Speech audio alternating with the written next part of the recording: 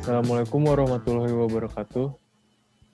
Kami dari kelompok 5 akan mempresentasikan hasil kerja kami yang membahas tentang makna ibadah sosial dalam era pandemi COVID-19 yang akan dipresentasikan oleh saya sendiri, Muhammad Farhal Putra dengan NIM 111200107 dan Saya Pramesti Cayaning Tias dengan NIM 111200110.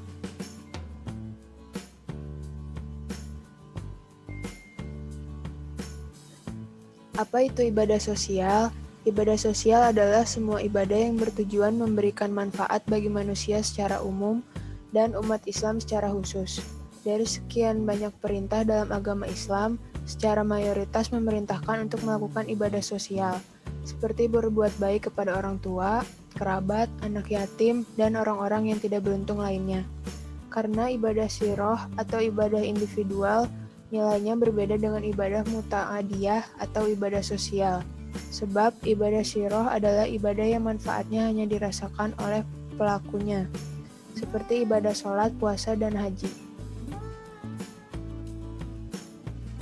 Sedangkan ibadah muta'adiyah atau ibadah sosial, manfaatnya dirasakan oleh pelakunya dan dirasakan oleh orang lain secara langsung, seperti mengeluarkan zakat, menyantuni anak yatim, dan menyedekahkan sebagian hartanya kepada fakir miskin. Oleh karena itu, derajat ibadah sosial kemuliaannya diyakini lebih tinggi nilainya dibanding ibadah individual. Dalil ibadah sosial. Allah berfirman dalam Al-Quran, Surat An-Nisa ayat 36, yang artinya, sembahlah Allah dan janganlah kamu mempersekutukannya dengan sesuatu pun, dan berbuat baiklah kepada dua orang ibu bapa, karib kerabat, anak-anak yatim, orang-orang miskin, tetangga yang dekat dan tetangga yang jauh, dan teman sejawat, ibnu sabil dan hamba sahayamu. Sesungguhnya Allah tidak menyukai orang-orang yang sombong dan membangga-banggakan diri.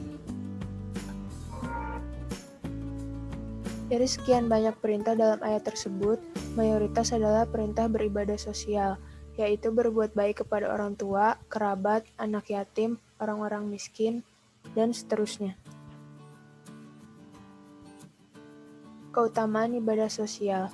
Al-Ghazali mengungkapkan dalam bahasa Al-Naf al-Muta'adi azam min al-Naf al-Qashir. Ibadah yang memberi manfaat menyebar lebih agung daripada ibadah yang membawa manfaat kepada diri sendiri.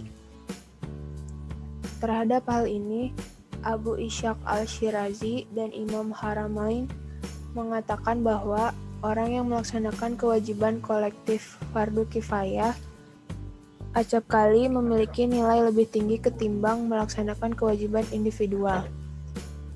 Karena kewajiban kolektif dapat membebaskan kesulitan banyak orang.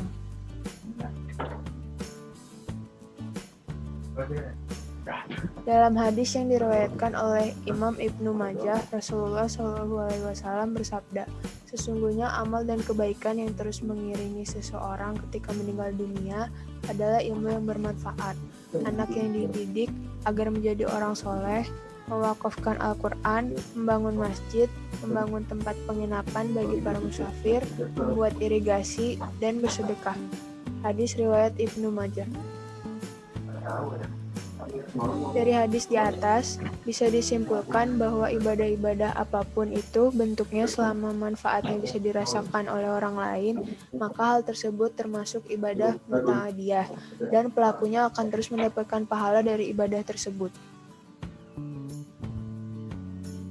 Islam menurut Kiai Ali memberikan prioritas pada ibadah sosial ini ketimbang ibadah individual. Kiai Ali mengutip sebuah hadis qudsi yang diriwayatkan Imam Muslim di mana Nabi Muhammad SAW pernah bersabda, Tuhan Allah SWT itu ada dan dapat ditemui di sisi orang sakit, orang kelaparan, orang kehausan, dan orang menderita. Itulah sebabnya Nabi Muhammad sepanjang hayatnya lebih banyak didedikasikan untuk membela kaum lemah dan tertindas serta melawan keserakahan dan keangkaramurkaan. Beliau lebih banyak menjalankan aneka bentuk ibadah sosial kemasyarakatan ketimbang ritual-ritual keagamaan yang bersifat personal. Dalam sebuah kaidah fikih juga dinyatakan al-muta'adiyah afdal min al-qasyirah atau ibadah sosial jauh lebih utama daripada ibadah individual. Selanjutnya, hukum ibadah sosial di masa pandemi. Rasulullah SAW bersabda dari Zaid bin Sabit radhiyallahu anhu, "Wahai manusia, sholatlah kalian di rumah kalian, karena sebaik-baiknya sholat adalah sholat seseorang di rumahnya, kecuali sholat wajib." Hadis riwayat Bukhari dan Muslim. Pada hadis di atas ditegaskan bahwa menjadikan rumah sebagai salah satu tempat ibadah merupakan sunnah. Dalam kondisi pandemi COVID-19, konsep pelaksanaan ibadah memiliki tujuan tambahan, yaitu memutus penyebaran COVID-19 dengan menghindari kontak fisik dan kerumunan massa. Oleh karena itu, pelaksanaan ibadah di tengah pandemi COVID-19 dipusatkan di rumah demi menjaga keselamatan jiwa, diri sendiri, dan orang lain, karena menolak mafsadat lebih didahulukan daripada meraih manfaat. Dalam konteks pengaturan ibadah saat COVID-19, Menteri Agama Republik Indonesia telah mengeluarkan surat edaran tentang panduan ibadah Ramadan dan Idul Fitri 1441 Hijriah di tengah wabah COVID-19. Secara umum, surat edaran tersebut berisi himbauan kepada umat Islam Indonesia agar menjadikan rumah sebagai pusat kegiatan ibadah selama pandemi COVID-19, seperti sholat tarawih, tadarus Al-Quran, dan buka puasa dilaksanakan bersama anggota inti keluarga di rumah. Demikian pula, Majelis Ulama Indonesia telah mengeluarkan Fatwa Nomor 14 Tahun 2020 yang berisi himbauan kepada umat Muslim di daerah dengan potensi penyebaran virus yang tinggi untuk sementara waktu, menghindari kerumunan, serta diperbolehkan untuk meninggalkan ibadah sholat Jumat dan menggantinya dengan sholat zuhur di rumah masing-masing. Dalam kondisi wabah, umat Islam beribadah di rumah meski menyadari pentingnya beribadah di masjid. Bukan saja ibadah sunnah, sholat wajib pun dilakukan di rumah dengan niat menjalankan sunnah di saat wabah. Demikian pula metode dakwah atau pengajian pun dari tatap muka di majelis-majelis taklim, masjid maupun musola berpindah ke rumah melalui sarana telekonferensi atau video conference. Hikmah dari wabah COVID-19 ini adalah menguatkan ketahanan keluarga dan kekuatan ibadah dari rumah. Inilah momentum untuk kita sama-sama berperang melawan COVID-19 dengan beribadah dan bermunajat kepada Allah Subhanahu wa Ta'ala dari rumah. Selanjutnya, contoh-contoh ibadah sosial. Yang pertama, sedekah. Sedekah merupakan salah satu jenis ibadah sosial yang menyangkut antara hubungan seorang manusia dengan manusia yang lain. Ibadah yang dilakukan memberikan nilai kemanfaatan bagi orang yang mendapatkan sedekah. Sedangkan pelaku sedekah tersebut berharap mencari pahala dari Allah Subhanahu wa Ta'ala sebagai nilai dari ibadah yang sudah dilakukannya. Ibadah sosial ini bisa mencakup sumbangan orang per orang terhadap pihak yang tidak mampu, sumbangan bencana sosial, dan lain sebagainya yang dilakukan secara ikhlas tanpa pamrih, maka akan dinilai sebagai ibadah sosial yang mendapatkan pahala di sisi Allah Subhanahu wa Ta'ala. Yang kedua, zakat. Zakat juga menjadi salah satu bentuk ibadah sosial. Zakat hampir sama dengan sedekah, tapi bedanya hanya pada hukum pelaksanaannya serta ukuran-ukuran yang ditetapkan berdasarkan jenis benda yang dizakatkan. Zakat hukumnya wajib, sedangkan sedekah sunnah. Jika kita menunaikan ibadah zakat, maka harus dijelaskan dikeluarkan oleh siapa dan berapa jumlahnya. Berbeda dengan sedekah yang sembunyi-sembunyi lebih baik dibandingkan dengan sedekah yang dipublikasikan. Terlebih nama si pemberi sedekah dengan jelas dan diketahui banyak orang. Zakat merupakan salah satu bentuk ibadah sosial yang mampu mengentaskan kemiskinan umat.